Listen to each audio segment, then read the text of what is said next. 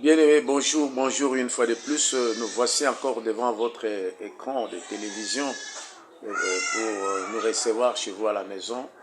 Vraiment dans notre chaîne préférée, la chaîne qui vous sert sur la doctrine, la chaîne qui vous aide. Et votre humble serviteur, une fois de plus, apôtre Tite. Nous avons vraiment le plaisir de vous servir, le plaisir de vous visiter, le plaisir de parler avec vous. Bien-aimés, après une série d'émotions et plutôt des émissions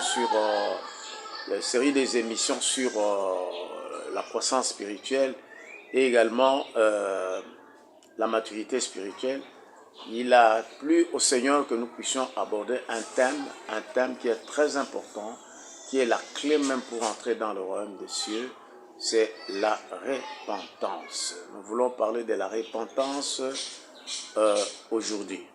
Et dans ce que nous allons parler de la repentance, nous allons un peu définir la repentance.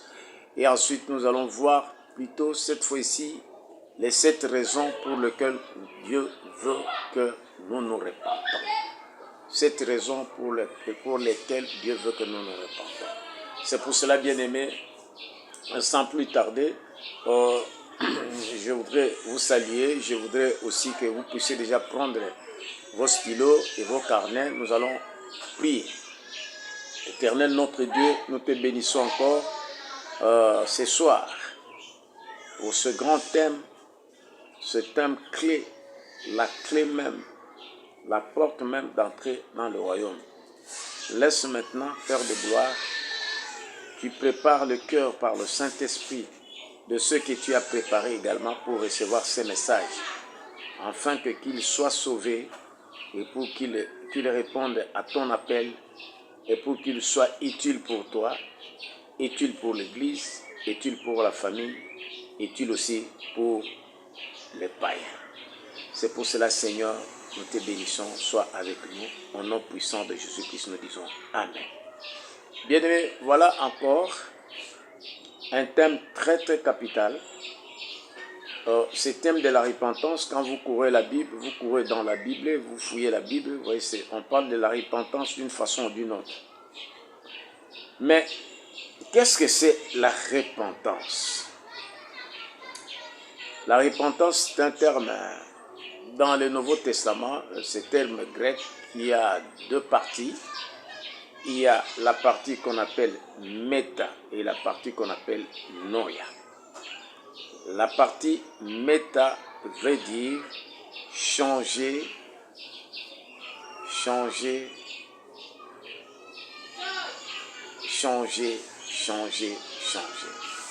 Noia, penser. Cela veut dire, pour penser, donc il faut changer votre façon pour penser à la manière de Christ, agir aussi à la manière de Christ. Ainsi, quand on change de pensée à la manière de Christ, on va agir aussi à la manière de Christ.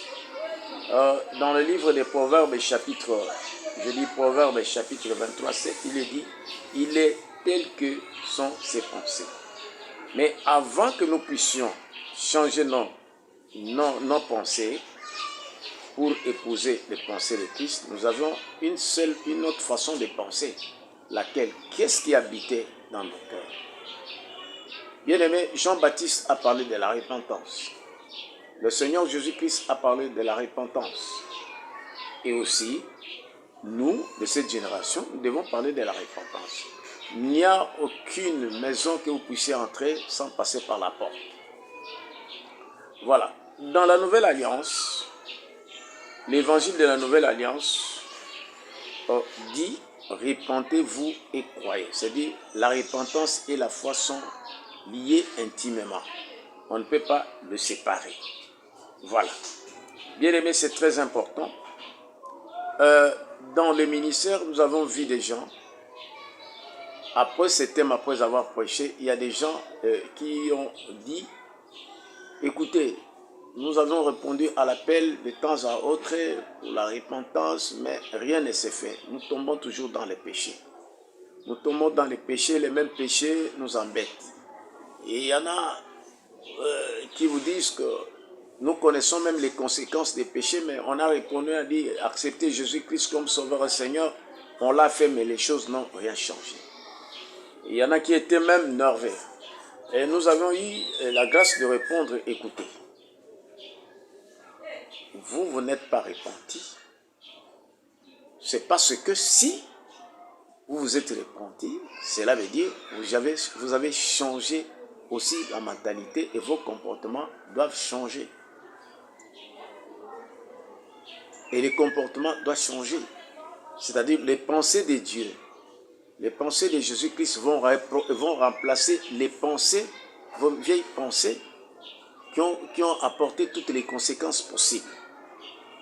Voilà, on a vécu, il y en a même qui ont péché contre Dieu. Qui ont péché contre Dieu. Ils ont eu des conséquences de l'idolâtrie, les conséquences de l'impudicité. Et comme dit la Bible, ce sont des péchés contre l'Éternel Dieu. Alors, ils disent non, nous avions demandé pardon, mais pourquoi ça ne change pas? On a dit, vous n'avez pas bien compris. Mais au-delà de ça, qu'est-ce que l'Éternel Dieu a dit si vous péchez contre lui? Il vous a dit tout simplement d'abandonner? Non, c'est vrai, vous pouvez abandonner. Dans un autre processus, l'Éternel donne toujours une solution. Voilà, bien-aimés, nous allons entrer par un verset. La repentance, c'est la volonté de Dieu. La volonté de Dieu, c'est ce que Dieu veut et est agréable pour qu'il soit honoré. Lisons ces passages bibliques. Dans Acte 17, verset 30. Sans tenir compte des tons d'ignorance, Dieu annonce maintenant à tous les êtres humains, partout où ils se trouvent, qu'ils doivent changer d'attitude. Qu'ils doivent changer d'attitude parce qu'il a fixé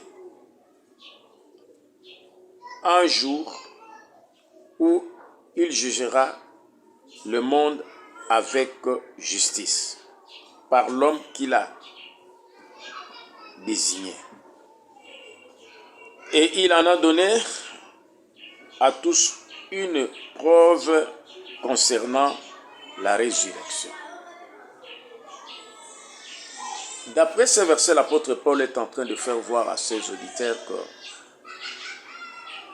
la volonté de Dieu, que tout le monde sur la terre se repente, change d'attitude, change de pensée, que tout le monde commence à chercher les pensées de Dieu. Tout le monde commence à agir selon les pensées de Dieu. Que les pensées de Dieu ou la parole de Dieu habitent abondamment, comme dit Colossiens 3,16 en nous. Parce qu'il donne aussi déjà une raison. Il donne une raison que si on ne se répand pas, un jour on passera au jugement, c'est-à-dire pour l'enfer. Et la preuve, il a fixé un jour, ces jours-là de jugement, il a désigné un homme, c'est notre Seigneur Jésus-Christ. On nous prévient déjà. On nous prévient les conséquences quand on refoule, quand on refuse de se repentir. C'est pour cela, bien-aimés, je vous demande une chose à suivre attentivement. Ça, c'est une des raisons qui est déjà révélée par la parole pour nous échapper au jugement éternel. Donc, la repentance, c'est la volonté de Dieu. La repentance aussi, s'il faut voir comme c'est la volonté de Dieu, c'est une grâce. C'est une grâce que le Seigneur fait à l'humanité qui est tombée trop bas. Entre autres, toi qui es encore dans l'impudicité, dans l'idolâtrie, dans le vol, dans l'ivrognerie, tu as rempli ton corps avec des pensées mauvaises, ce qu'on appelle le péché. Et tu te plais de vivre de ça, mais sans savoir qu'il y a des conséquences. Il y a des conséquences terribles. Bien aimé, je vous donne des raisons. Je vous donne des raisons pour lesquelles Dieu, l'Éternel Dieu, veut que tu te répandes. C'est-à-dire l'Éternel Dieu veut que tu vis de sa parole. Tu vis de sa parole. Laisse-moi te dire une chose, frère et sœur. Que le cœur de l'homme n'a pas été formé pour être habité par les pensées des diables ou les pensées des hommes. Ça, il faut retenir ça. Le cœur de l'homme, il est spécial. Le cœur de l'homme a été créé pour être habité par les pensées de l'Éternel Dieu. Parce qu'en fait, quand l'homme est habité par les pensées de l'Éternel Dieu, il va penser comme l'Éternel Dieu, il va vivre comme le Père. Et là, il est à l'image de Jésus-Christ. Sans plus tarder, nous allons passer à la première raison. La première raison est que Dieu veut que tu changes, et plutôt, il veut qu'il change ton cœur. Si tu te répands, si tu acceptes de vivre selon ses pensées, si tu acceptes, l'Éternel Dieu veut qu'il change ton cœur. Il te donne un cœur nouveau. Un cœur qui est sensible, un cœur qui a soif, un cœur qui se nourrit des pensées de Dieu. Ça, c'est la première raison pour que tu le sois semblable. La deuxième raison, frères et sœurs, écoutez-moi. L'Éternel Dieu veut que vraiment t'arracher votre image dans les quartiers généraux de Satan. Vous savez, quand vous lisez Jean 8, 43, 44, celui qui est habité par les pensées diaboliques, son image se trouve dans les quartiers généraux de Satan, précisément dans le monde cosmique. Et Satan vous contrôle. Satan vous contrôle. Parce que tu obéis à ses pensées, tu te fais esclave des pensées.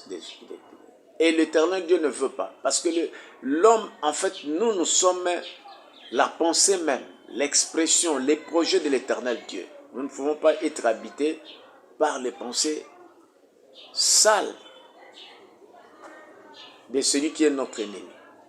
Malheureusement, nous sommes ignorants, nous naissons sous ces coups-là. La troisième raison, bien-aimé, Dieu veut faire asseoir votre image dans le lieu céleste. Là, c'est dans Éphésiens chapitre, nous lisons la Bible. La Bible nous dit dans Éphésiens chapitre, permettez frère, Éphésiens chapitre 2, verset 6. C'est très important à ne pas oublier ça, que de la même façon que notre image ou notre ombre est contrôlée dans le monde satanique, voilà un privilège de la repentance. La Bible nous dit ceci. Il nous a ressuscités et fait asseoir avec lui dans le lieu céleste, en Jésus-Christ. Voilà. Il nous a ressuscités. Nous sommes ressuscités comment? Parce que Christ, quand il est ressuscité, c'est-à-dire il est quitté des ténèbres, il est quitté de la mort à la vie. Et quand nous nous repentons, nous nourrissons nos âmes, nos cœurs, des pensées de l'Éternel Dieu. Et c'est aussi une résurrection. Nous ne réfléchissons plus comme autrefois. Et notre image sera assise, bien-aimée, notre image sera auprès de Jésus-Christ dans le lieu céleste. Donc la repentance est très importante pour toi et moi. La quatrième raison, l'Éternel veut qu'on se répande parce que l'Éternel Dieu veut te donner le Saint-Esprit. Le Saint-Esprit. N'oubliez pas que il y a de la place dans votre esprit où le Saint-Esprit doit habiter. Mais avec un cœur non repenti, le Saint-Esprit ne peut pas habiter. Nous avons entendu plusieurs gens dire que non, le Saint-Esprit m'a dit, le Saint-Esprit m'a dit, ce monsieur est voutré dans le péché. Toi qui me suis là-bas, tu mens de dire que le Saint-Esprit t'a dit. Non, toi, ce sont tes propres. Ce sont tes propres pensées. Bien-aimé, il est très important que tu te répandes. C'est le moment. Et le Seigneur veut absolument habiter dans ton esprit. Le Seigneur aime bien habiter avec l'homme. Vous savez, quand le Seigneur habite en nous, dans notre esprit, on est ensemble. C'est une garantie. C'est une garantie. La repentance est très capitale pour nous. C'est pour cela, bien-aimé, nous allons passer aux 5e raison. Dieu veut te donner aussi à votre vie son destin, c'est-à-dire le destin. Tu as le projet de bonheur que l'Éternel Dieu a prévu pour toi sur la terre. Ce n'est pas pour rien que tu es ici sur la terre par hasard, non. Et c'est pour cela même David dit dans Psaume 31, verset 16, dit que mes destins sont entre tes saintes mains. Bien-aimé, tu es très important. Si Dieu n'avait pas décidé que tu puisses naître, le fait de naître, c'est dit il y a un projet de bonheur sur la terre. Et parmi ces projets de bonheur, c'est servir Dieu, servir les autres.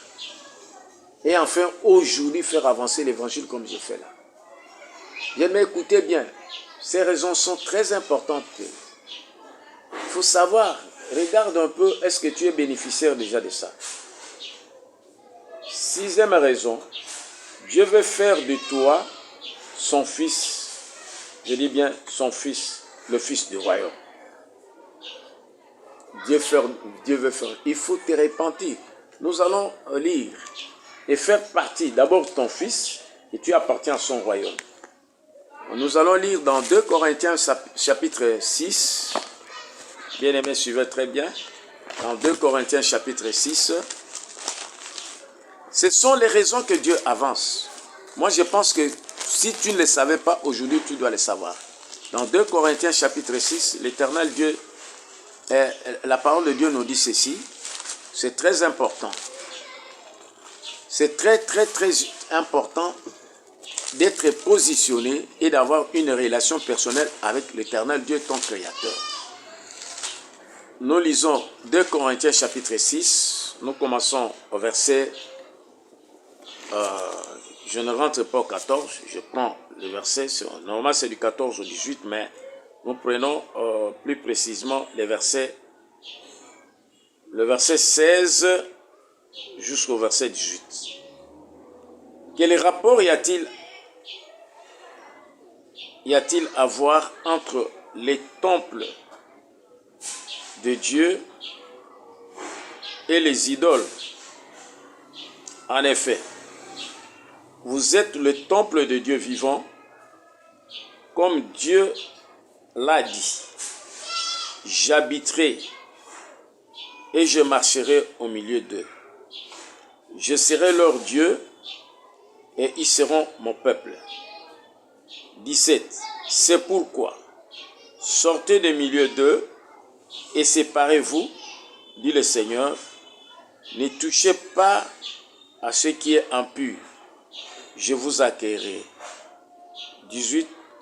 Je serai pour vous un père et vous serez pour moi des fils et des filles. Écoutez bien, bien-aimés, dans ces 2 versets-là ou 3 versets. Ce n'est que par la repentance, par le changement de mentalité, que l'Éternel deviendra votre Dieu. L'Éternel deviendra votre Dieu. Et vous ferez partie de son peuple. Et là, c'est un problème de positionnement. C'est un problème de positionnement. Donc, par la repentance, nous sommes acquittés. Par la repentance, on devient aussi fils et filles de Dieu. Mais si on ne se répand pas, on ne peut pas faire partie du royaume, c'est-à-dire, on ne peut pas faire partie du peuple de Dieu. Et n'oubliez pas d'Apocalypse chapitre 5, versets 9 à 10, c'est par la repentance, ce n'est pas pour rien que l'œuvre de la croix, le sang a été versé. Pour que nous nous repentons, il a payé. Il a payé. Il a payé un prix pour que nos cœurs puissent être changés par nous. afin que nous soyons fils, filles du royaume, afin que nous soyons le peuple de Dieu. Voilà les raisons pour lesquelles Dieu manifeste son amour sincèrement par la voie de la repentance. Bien-aimé, c'est très important. Ce sont des avantages. Il faut connaître les raisons pour lesquelles. Sinon, on peut te dire que tu te repens, mais Dieu te dit aujourd'hui des raisons pour lesquelles tu dois te repentir.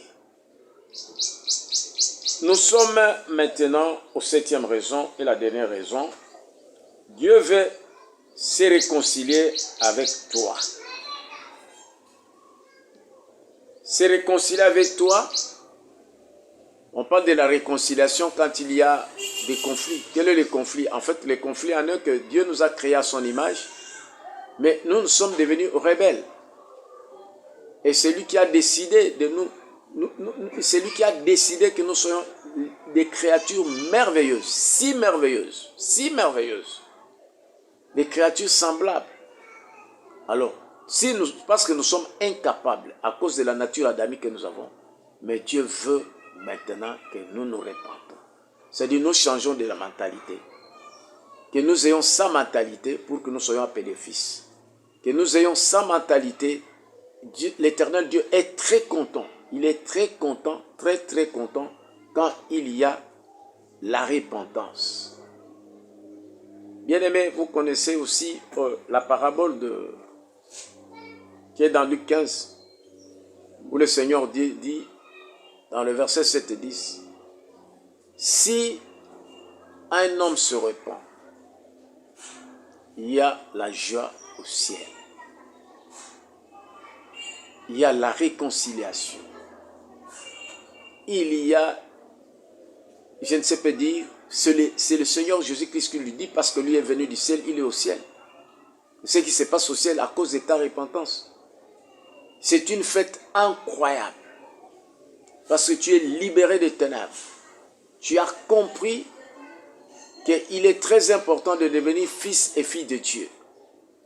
Et il dit encore dans 10, si un homme se repent, d'abord dans 7 il dit que la repentance d'une seule personne est très importante. C'est mieux que 99 personnes qui n'en ont pas besoin. Donc, je crois qu'il est important, frères et sœurs, tu as déjà fêté autant d'anniversaires, mais en tant que païen, en tant que pécheur, rebelle, mais maintenant, tu peux faire des fêtes. On peut faire des escortes pour toi. Aujourd'hui, tu peux mourir, bien-aimé. Tu peux mourir. Tu peux mourir. Il y a un cortège qui t'amène. Tu rentres dans la poussière, mais ton esprit ira dans le séjour des morts. Et enfin, tu vas passer. Ne passez pas un passage à vide sur la terre, où tu as été une malédiction pour l'Éternel Dieu. Tu n'as pas été une bénédiction. Donc la réconciliation est très importante, bien-aimé. Dans le verset 10, il dit, les anges même sont dans la joie. Tu as fêté autant d'anniversaires. Tu as fait la jouissance dans les hôtels. Mais la fête qui doit se passer au ciel, bien-aimé, vous savez, il y a combien d'anges? Bien-aimé, combien d'anges? Des milliards et des milliards. Si tu te répands ici sur la terre, bien-aimé, je vous dis une chose, que la fête qui est au ciel, ici sur la terre, personne ne peut réaliser. Mais Dieu va organiser une fête en ta faveur, parce que tu es devenu utile. Je vous invite, frères et sœurs, l'entrée dans la vie chrétienne, il faut passer par la repentance. La repentance sincère. C'est-à-dire dire tout simplement que la vie que je mène, je ne mène pas avec le pensée de Dieu. L'Éternel Dieu a raison, moi j'ai tort. Bien-aimés, nous sommes au temps de la fin. Regarde bien. Regarde très bien. Tu t'es marié en désordre, aujourd'hui tu as des problèmes, c'est parce que tu ne t'es pas repenti. Et tu peux ramasser même n'importe qui. Tu as ramassé les démons un peu partout.